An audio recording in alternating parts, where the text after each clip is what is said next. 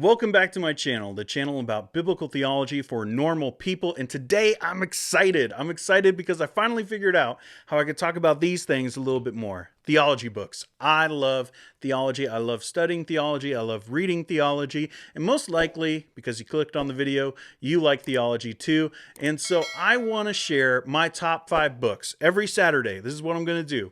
Share my top 5 books on a certain subject. So today I'm starting off with apologetics because apologetics is super crucial. I mean, Jesus tells us our one job is to go out and preach the gospel to every living creature. That's how he puts it in Mark. So we are to go out and share that gospel. And we see Peter even tells us that we need to be able to answer some of these questions. When people come to us and ask us for a reason for the hope that is in us, we need to be able to answer them with some reasonableness. And so we need to study apologetics, not use it as a hammer to hurt people, but be able to help people understand Jesus and Christianity. So today I am starting off with my man, C.S. Lewis and Mere Christianity. This is pretty much like the gold standard as far as entry-level apologetics, and there's good reason for that. C.S. Lewis is one of the most gifted authors that Christianity has ever had. He didn't just write Chronicles of Narnia, okay? He wrote a lot of other books, and we'll talk a little bit more about that here in a second. But this is like if you were going to go have coffee with someone. Maybe you've done this before. Maybe this has been you. It's not me. But when you've had coffee with someone and you're just sitting there drinking your coffee and they're just talking. And they just keep on talking and they're super intelligent. So you just listen and you just enjoy listening to this person kind of rant about all these different subjects. That's what this book is. It's like having coffee with C.S. Lewis and listening to him rant about the culture of the world.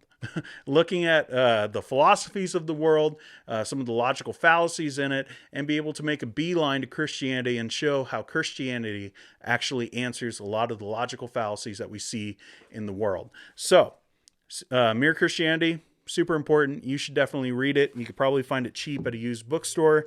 And this one, I find it to be a little bit more helpful, and this is why it's number 4. But that is The God Who Is There by Francis Schaeffer. Francis Schaeffer, one of the world's foremost apologists. He was so influential. He wrote a lot of good books. But the reason why I picked this one is not just because it answers questions. And this is kind of the problem sometimes with apologetics. Like it's all about, oh, I can use this argument or I could use this answer and be able to bash the other side. And you're not really thinking about the gospel and getting them the gospel. You're really trying to win an argument. Well, Francis Schaeffer doesn't do that. Francis Schaeffer actually just shows how, yes, there are fallacies that are in the philosophies of the world. And yes, the Bible does answer that. But I don't think anyone does what he does in this book better. And that is make a beeline, not just to the Bible, but to the gospel and show the desperate need that every person who has questions has for Jesus. They need Jesus. I love what he says here. Towards the end of his book, he says, when we have reached this point with a man, we discover that however complicated modern man may be under the line of despair, however sophisticated or cultured or filled with knowledge, when he sees his need, the good news is the same as it always has been. The wonderful thing is that at this point, not only can the same ideas be given, but even the same words used to all men. So basically, yes, we answer the questions that are on the surface, and sometimes those are really complicated questions. But at the end of the day, they need Jesus. They need the gospel. And at the end of the day, the gospel is as simple as telling someone who's really intelligent, has lots of questions, and is really cultured. It's the same as telling, a 5-year-old the gospel. And so it gives at least me a little bit of comfort. The gospel is powerful. It is the power of God. That's what we see in Romans chapter 1. And I think that Francis Schaeffer really brings that out. So I would say you need to read that one. And number 3 would be The Problem of Pain. Yes, C.S. Lewis making another appearance.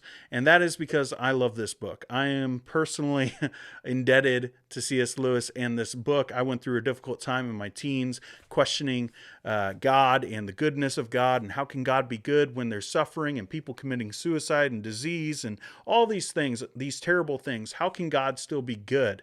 Well, that is the fundamental question. And I think it's a question that every Christian needs to answer, and everyone in the world is really wondering when they're trying to understand what is Christianity. They need to answer that question.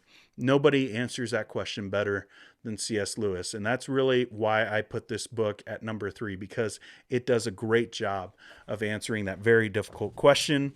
Number 2 is one that whenever I see it, I buy it because I give it out to a lot of people, and that is The Reason for God by Tim Keller. You might as well call Tim Keller Solomon, because in this book, he's basically looking at the world and basically doing Ecclesiastes, just vanity of vanities. Look at all the vanity inside this argument. Look at all the emptiness here.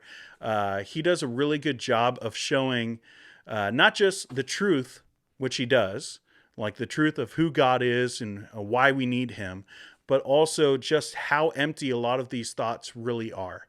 He dives deep into some of these logical fallacies, and he goes and shows, what it actually reveals about the feelings of the individual who has that belief system.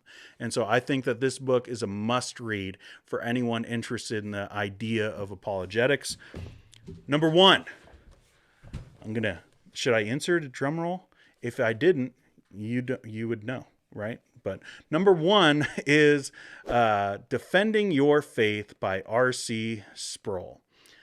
R.C. is my man. C.S. Lewis is my man. R.C. is also my man. And this book is so underrated. I had to read it in Bible college, and I just loved it. Basically, what he's doing is he's showing the different reasons for God. And he does it not just in like a professor kind of way where he's just talking academically about the reason for God with like the law of causality and all these different arguments. But then he actually shows really it's about authority. It's about epistemology at the end of the day. How you're going to base your understanding, your knowledge in, what's the foundation. And he shows like the error of the foundation of different worldly philosophies. And he basically points us to the foundation of a God who speaks. Like not just a God who is there, but a God who speaks. So this, if you're wondering how to have a conversation with someone about why you believe the Bible is authoritative, I would say this is the book to get, because it deals with a lot more than that. But toward the end of this book, that's really what R.C. Sproul is all about. So I would say that you need to get this book. That is probably my number 1 because it does basically everything, and then also shows really the foundation for why we believe the Bible is true.